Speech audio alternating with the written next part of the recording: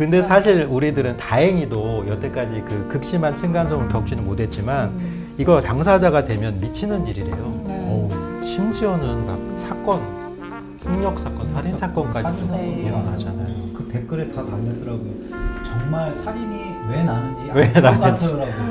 네, 제가 이것 때문에 얼마 전에 이제 지인을 좀 만난 적이 있는데 그 친구들도 딸만 둘이에요. 네. 근데 이제 이게 남자 아이들보다 그래도 여자 아이들이 덜 뛰니까 그렇죠. 좀 어떻게 보면 편안한 건데 네네. 그 친구는 대처를 좀 잘했던 것 같아요. 말 한마디라도 밑에 층 이사 오면은 내려가서 과일방울이 들고 와서 위층입니다. 네. 잘 이사 오셔서 축하드립니다 하고 실은 저희가 딸이 둘이 있는데 뛸지도 모르니까 양해 좀 부탁드리겠습니다 이렇게 말을 좀 따뜻하게 했대요. 맞아요. 근데 전혀 뭐 이렇게 뛰지도 않지만은 네. 컴플레인 걸려갖고 시끄럽다는 소리는 한 번도 안 들었어요 이런 얘기를 하더라고요. 근데 이런 것도 하나의 방법인 것 그렇죠. 같아요. 그 따뜻한 배려와 과일 바구니 백신, 일종의 그렇죠. 그 백신이죠. 백신이죠. 그렇죠. 사전에 우리가 이렇게 될 수도 있지만 네. 먼저 일부러 그러려고 하는 건 아니니까 조금 양해를 부탁드린다. 네.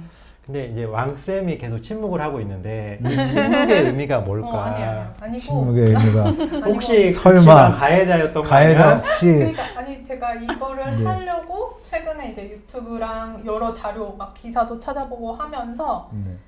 여태까지 제가 가해자였을 수도 있다는 생각을 한 번도 못 해봤거든요. 근데 이걸 찾아보면서 그 생각을 하게 됐어요. 어쩌면 우리 아랫집이 참고 있을 수도 있겠구나. 아, 그걸 맞다. 맞아요. 저도 혼자 산다고 해서 내가 소음을 덜 유발한다고 하는 게 착각일 수도 있겠더라고요. 네. 그 제가 유튜브 찾아보면서 어떤 사람이 본인 윗집에서 나는 소음을 날마다 기록을 했어요. 영상으로 오. 찍어가지고. 아, 그래서 뭐 내용 증명도 3번이나 보내고 쿵쿵 올리는 거 찍어서. 네. 동영상으로. 위에서 나는 소리들을 다 예. 찍어놓은 거예요. 네. 매일매일. 그래서 유튜브에 올렸더라고요. 근데 그거를 저도 가만히 보고 있는데 저는 그 당사자가 아닌데 또 제가 스트레스 엄청 받는 거예요. 이게 나라고 생각하면 와 진짜 정말 많이 화나겠다. 참을 수 없겠다. 견딜 수 없겠다. 이런 생각이 들더라고요. 그래서 그 층간소음 치면은 연관 검색어로 보복 방법, 맞아. 아, 보복 하는 법. 법. 골 무슨 뭐 스피커 있던데? 골밀도. 골전도, 골전도. 골전도. 스피커. 그게 뭐예요? 골전도? 골을 울리게 하는 스피커 같아. 어머. 아 뭐 천장에다 갖다 붙여요? 그리고 황병기의 미궁을 틀어라. 아, 새벽에 그 미궁을 12시에 화장실 거기 환기구에다가 야, 그게 얼마나 악에 바쳤으면. 야. 근데 혹시 윗집에서는 혹은 옆집에서는 내가 그 정도로 피해를 주는지 정말 모를 수도 있어요. 있을 것 같아요. 맞아요. 그래서 사실 소통을 하긴 해야 되잖아요. 네. 내가 이런 피해를 입고 있다라는 메시지를 주긴 줘야 되는데 이게 그 층간소음을 잊는 순간에 내가 감정에 복받쳐서 가면 감정 싸움이 되잖아요. 맞아요. 사실 이거를 좀 누그러뜨리고 다운 표현을 할 시키고서. 때도 네. 맞아요. 말이 아다르고 어다르니까 조금 누그러뜨릴 필요가 있는데 이럴 때의 어떤 음악의 힘, 마음으로만 마인드 컨트롤하기 어렵잖아요. 네. 그렇죠. 내가 지금 미치겠다. 당장 올라가고 싶다. 이럴 때 어떻게 하면 괜찮을까요? 네, 그래서 제가 오늘 음악을 고를 때는 백색 소음이라는 걸 골라봤어요. 아, 네. 네, 오늘 나쁜 소음에 대해서 지금 얘기를 하고 있는데 우리가 소음 중에서는 백색 소음이라는 좋은 소음도 있잖아요. 그렇죠. 그래서 자연의 소리, 새소리라든지 빗방울 소리, 파도 소리, 모닥불 소리 이런 것들은 우리의 심신을 매우 안정시켜준다고 하네요. 네. 그래서 그런 사건이 벌어졌다 하면은 이거 백색 소음을 좀 들으시고 심신을 좀 안정시키신 다음에 소음에 좀 둔감해진 상태로 올라가면 어떨까 해서 준비를 해봤는데 저희 함께 네, 들어볼까요? 한번 들어보시죠. 네.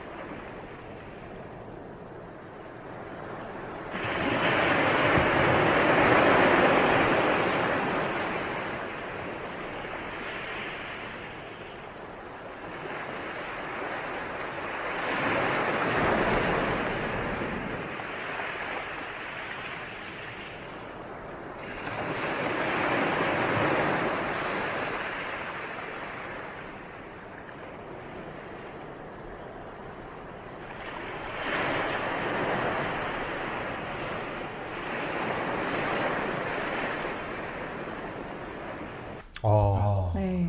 바다 가고 싶다. 네. 놀러 가고 파도 싶어요. 소리 들으니까 너무 그냥 좋은데요? 좋아요. 네. 저는 파도 소리 중에서 네. 이렇게 밀고 올라올 때보다 내려. 싹 쓸고 내려갈 때 어. 그게 뭔가 조금 감정의 찌꺼기가 네. 쓸려가는 느낌. 맞아요. 어떻게 이렇게 베스트 초이스만 해오시나? 또 음악 치료사니까. 너무 재수없었나? 죄송해요. 네. 아니 정말 뭔가 들으니까 화가 안 난 상태인데도 이게 뭔가 차분해지고 마음이 평안해져요. 진짜 백색 소음이 이런 효과가 있네요. 네, 그런 효과가 있대요. 이제 네. 우리 인간 뇌에 알파파, 베타파 이런 거 들어보셨나요? 네. 들어는 봤어요. 네.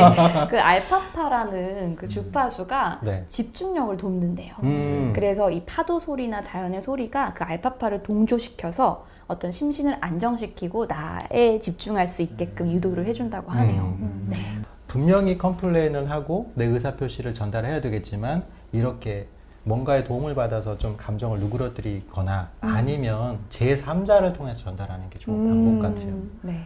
제3자를 통해서 전달하면은 그나마 조금 상대도 덜 감정적으로 받아들이더라고요. 혹시 살면서 관리소, 우리가 아파트 관리소에 전화해가지고 윗집에서 담배 피는 것 같아요. 혹은 너무 시끄러운 것 같아요. 이런 컴플레인 해본 적 있으세요?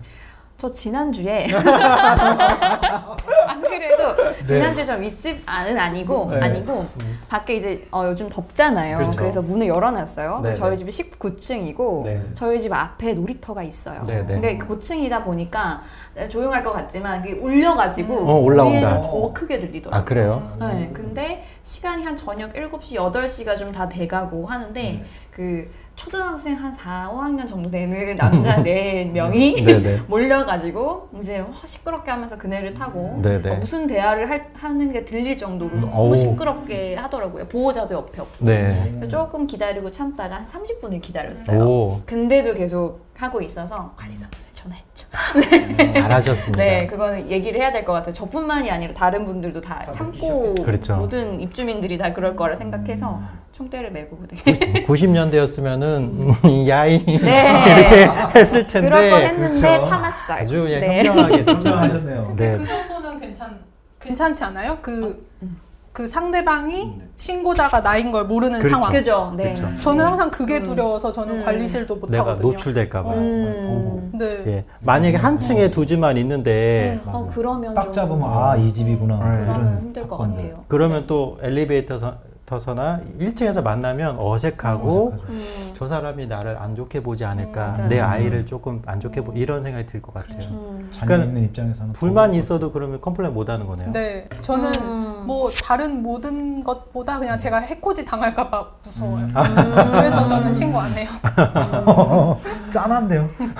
안전주의자. 안전주의자. 네, 너무 무서워요. 신고 안 해요. 이게 더 짠한데요. 근데 이게 참는다는 것도 네. 어느 역치가 있는 것 같아요.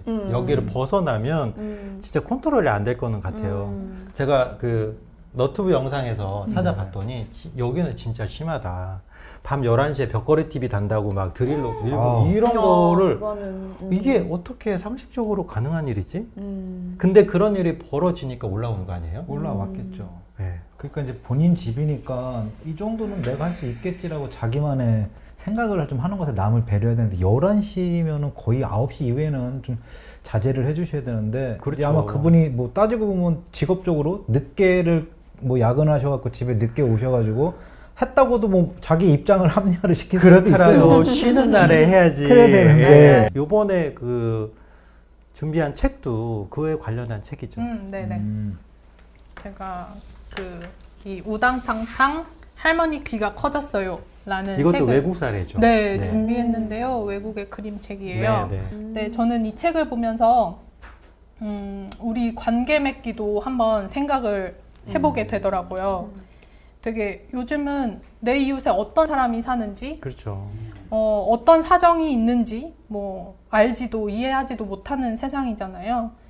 그래서 그 마지막에 그 안녕이라는 그 흔한 인사도 되게 따뜻하게 느껴질 정도로 네, 그렇더라고요. 주거 형태가 아파트인데 그 옛날 과거에는 옆집에 누가 살고 앞집에 누가 살고를 다 알고 있었잖아요. 친구 가니까 맞아요. 만약에 이제 떠들더라도 야 니네 어제 무슨 일 있었냐 왜 이렇게 시끄러웠어 이렇게 그냥 편안하게 인사처럼 했을 건데 지금은 정말 말씀하신 것처럼 아파트다 보니까 앞집 누가 살고 옆집 누가 살지 못하니까 더더욱 더 그게 민감한 것 같은 거야. 시끄러운 게 아이들이 뛰는 것. 맞아요. 그건 맞아요. 정말 자연스러운 건데 아이들이 뛰는 건 네. 자연스러운 건데 음. 그걸 너무 심각하게 소음이라고 생각하는 자체가 좀 이웃에 대한 그 따뜻한 이해, 배려 이런 게 많이 부족한 것 같아요. 그렇죠. 사실. 네. 이 책은 그러면은 해피엔딩이네요. 네. 다행이다. 이 책을 보면서 그러니까 본인 스스로를 좀 돌아보셨으면 좋겠는 거예요. 나도 언제든 가해자가 될 수 있는 입장이니까 그렇죠. 그렇죠. 내가 동동주택에 살면서 좀 조심성이 부족하진 않았나 이런 것도 생각해 볼 필요가 있고 또 내가 너무 과하게 예민하진 않았나 그런 생각도 해보면 좋을 것 같아요. 그리고 또 중요한 건 제가 가장 중요하다고 생각하는 건데 만약에 시끄럽게 굴어서 미안할 때는 네. 미안하다는 인사를 제대로 하는 거예요. 맞아요. 맞아요. 만약에 맞아요. 막 아랫집에서 올라왔어요 우리 집에 아 왜 이렇게 시끄럽게 굽니까 했을 때 되려 막 내가 화를 내거나 아니면 뻔뻔하게 안 그랬는데요 하면은 이 사람의 화를 더 그렇죠. 맞아요. 그렇죠. 방금 연기 리얼했어요. 정말 저안 실제 그러셨다고 실제 그런 거 하는데. 아니에요? 같아요, 쌤. 아니 이거 생방에서 나온 연기. 너무 그러셨네, 자연스럽게 지금. 머리를 네. 살짝 끼워하시는 게 너무 정말 자연스럽게 잡아뗐네. 옆에서 네. 소름 돋았어요. 갑자기 제가 막 욱할 것 같아요. 근데 뭐 이러면 제가 막 웃겨지는데 아니 정말 근데 말씀하신 대로 상대가 나의 컴플레인을 받아들이는구나 적어도 그러면은 조금 반은 벌써 누그러지는데 네가 너무 예민한 거 아니야라고 적반하장으로 나오면 이거 뚜껑은 열리죠. 열리죠. 그렇죠. 맞아요. 그 층간소음 때문에 살인 사건 맞아요. 그런 많죠. 끔찍한 사건이 일어나는 경우에 대부분 보통 윗집 시끄럽네 가서 죽여야지 이러면서 죽일까요? 그렇지 그건 않죠. 저는 네. 처음엔 분명히 뭐 대화든 뭘로든 시도를 했을 거라고 맞아요. 봐요.